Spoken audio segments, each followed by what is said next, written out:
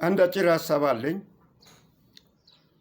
ይህም አጭር ሀሳብ ይዤ የቀረብኩት የእግዚአብሔርን መንገድ የአምላክን አምላክነት ታላቅነትና ኃያልነትን የሚያሳዩ ነጥቦች ናቸው። ወደ ዝርዝር ሁኔታዎች ሳልገባ ነጥቦችን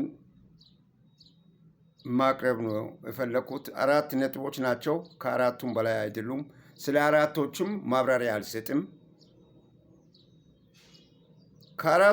ከአራቶቹ አንዱ ማንኛውም ክርስቲያን የሆነ ነው ያልኩት። በአብ ወልድ መንፈስ ቅዱስ የሚያምን በክርስቶስ የሚያምን ሞትና ትንሣኤውን የሚያምን ከሞት በኋላ ትንሣኤ እንዳለ የሚያምን አብ አባት ነው፣ ወልድ ልጅ፣ መንፈስ ቅዱስ አለ። ስለዚህ ከመተኛታችሁ በፊት ለመንፈስ ቅዱስ እነዚህን 3 ነገሮች ተናገሩ፣ ዓይናችሁን ሳትጨፍኑ። ከመተኛታችሁ በፊት ዓይናችሁን ሳትጨፍኑ መንፈስ ቅዱስ ከአብ ከወልድ ጋር ያለው መልእክት እንዲያደርስላችሁ ከወልድም ጋር ለመገናኘት ስትፈልጉ ወልድም መንፈስ ቅዱስን የላከው ከትንሣኤ በኋላ ነው። ስለዚህ 3 ነገሮችን ሁልጊዜ ተናገሩ። አንደኛው ከ3ቱ አንዱ መንፈስ ቅዱስ ሆይ ልብን መርምር። እግዚአብሔር ሆይ ልብን መርምር ማለት ነው። ኢየሱስ ክርስቶስ ሆይ ልብን መርምር ማለት ነው። ሁለተኛው አሁንም መንፈስ ቅዱስ ሆይ በእንቅልፌ ተናገረኝ። ባለሁበት ቦታ ብቸኛ ሆነ በትንሽ ጠባብ ክፍል ውስጥ እየኖርኩም ሲተኛ በእንቅልፌ ተናገረኝ፣ አሳየኝ፣ ቅረበኝ። ለአባት ለእግዚአብሔር ለአብ ወልድ መንፈስ ቅዱስ። ያው መንፈስ ቅዱስ አብ ልጁን ላከ፣ ሕይወት እንዳለ አወቅን። በልጁ ሕይወት አገኘን። ልጅ መንፈስ ቅዱስ ሰጠን። ሲሄድ አጽናኝ መንፈስ ቅዱስ ካንተ ጋር ስላለ በእንቅልፌ ተናገረኝ በል። 3ኛው መንፈስ ቅዱስ ሆይ ሌሊቱን ተረከበኝ እኔ ከተኛሁ በኋላ። ሞትና እንቅልፍ አንድ ነው። ስለዚህ ከተኛሁ በኋላ ምንም ስለማላውቅ አምላክን አሳየኝ፣ ከአምላክ ጋር አገናኘኝ። እኔ ከአምላክ ጋር መነጋገር እንድችል ፍቀድልኝ፣ መንገዱን አሳየኝ። አብ ወልድ ከአባቴ ጋር አንድ ላይ ልጆች ስለሆናችሁ ትሰለፋላችሁ ብሎ ነው ተናገሩ። አሰልፍ ያለው ነው። በሌላው መንገድ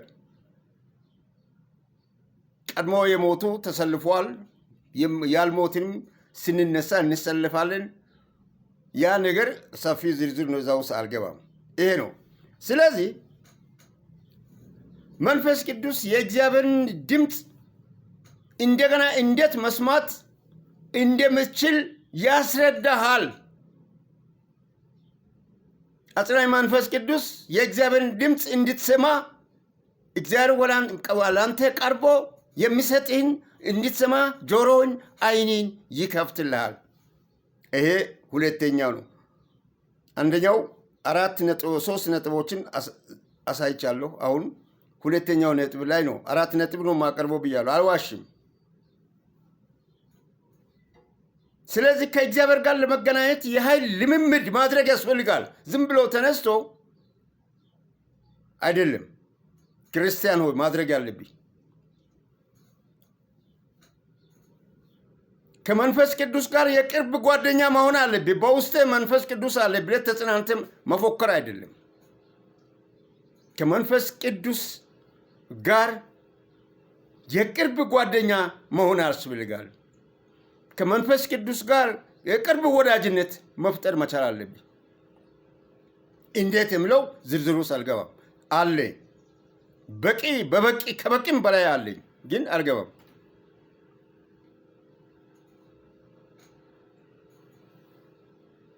ስለዚህ ይህን ሁሉ ስታደርግ፣ አራተኛው ይህን ሁሉ ስታደርግ መንፈስ ቅዱስ አጠገብህ እንዳለ የምታውቅበት ምን መንገድ አለ? መንፈስ ቅዱስ በአጠገብህ እንዳለ የምታውቅበት ምን መንገድ አለ? አብና እግዚአብሔርን አምኛለሁ ወልድን ተቀብያለሁ ብለህ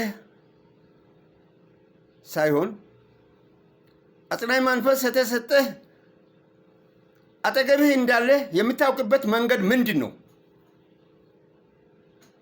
ይሄ ዝርዝር ወዳጄ እጅግ በጣም ሰፊ ነው።